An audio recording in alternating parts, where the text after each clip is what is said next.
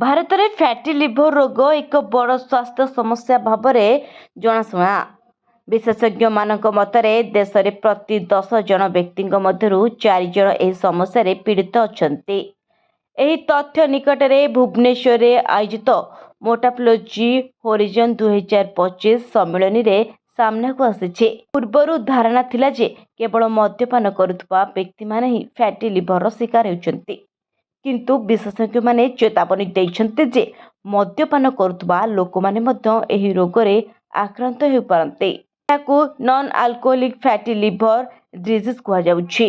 विभिन्न गवेषणारू जना पड़िछि जे भारत रे एहार प्रभाव 9% रु 53% पर्यंत रहिछि। एक अध्ययनरू जना पड़िछि जे भारतीय वयस्क जनसंख्या मध्य रे LAAFLD रो हाराहारी प्रभाव प्राय 38.6% अटे, जहाँकि 10 जन 4 जन तथ्य सहित प्राय सामान।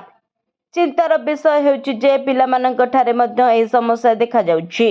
अखिल भारतीय आयुष विज्ञान संस्था एम्स द्वारा करा जाइथिबा एक अध्ययन जना पड़िछि जे प्राय 35% पिला फैटी लिवर समस्या रे पीड़ित रहउछन्ति।